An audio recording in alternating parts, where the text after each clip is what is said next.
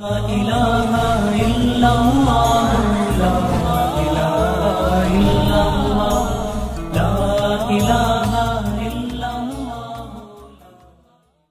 امام شافعی رحمۃ اللہ علیہ کا مقولہ ہے، کتابوں میں لکھا ہوا ہے، انہوں نے حضرات علماء کو نصیحت کی۔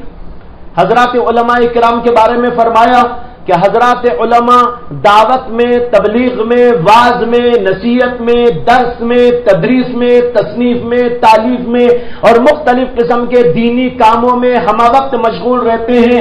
یہ بہت اونچے درجے کے بڑے اچھے کام ہیں، لیکن ایک بات میں حضرات علماء سے کہنا چاہتا ہوں کہ وہ تنہائی میں بیٹھ کر اپنے رب سے اپنے رشتے کو جوڑ کر پھر باہر نکلے۔ کہا کہ تنہائی میں اپنے رب کے ساتھ بیٹھیں، اپنے رب سے اپنے رشتے کو مضبوط کریں۔ ایک دفعہ کا واقعہ ہے، ہمارے شیخ اور استاذ حضرت مسیح الامت مولانا مسیح اللہ خان صاحب رحمۃ اللہ علیہ، ان کی مجلس ہوتی تھی صبح میں اور شام میں بھی ہوتی تھی۔ صبح میں لمبی مجلس ہوتی تھی، تو ہم لوگ ایک بار گئے مجلس کے لیے، 10-11 بجے کے درمیان کا وقت گئے تو جو ہے حضرت نے مسکرایا اور کہا کہ بھائی آج چھٹی ہے، یعنی مطلب آج مجلس نہیں ہے، جاؤ آج چھٹی ہے۔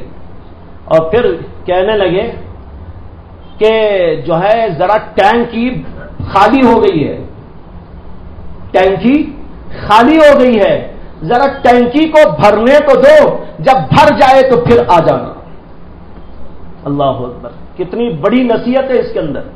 علماء کے لیے بالخصوص، دعوت و تبلیغ اور واضح و نصیحت میں لگنے والے افراد کے لیے بالخصوص، مبلغین و داعین حضرات کے لیے بالخصوص، درس و تدریس کی ذمہ داریاں سنبھالنے والے اور حضرات علماء جو ذمہ دار مدارس کے مختلف تحریکات کے ہوتے ہیں، ان کے لیے بڑی خوب نصیحت ہے اس کے اندر۔ اس لیے کہ چلتے پھرتے اٹھتے بیٹھتے لوگوں سے بولتے بتاتے، ٹنکیاں اندر سے خالی ہوتی رہتی ہیں۔ خالی ٹنکی میں پھر جو ہے جب تک بھراؤ کر کے اس کے بعد بیان نہیں کریں گے، کوئی قیمتی بات ان کی زبان سے نہیں نکل سکتی۔ کب نکلے گی قیمتی بات؟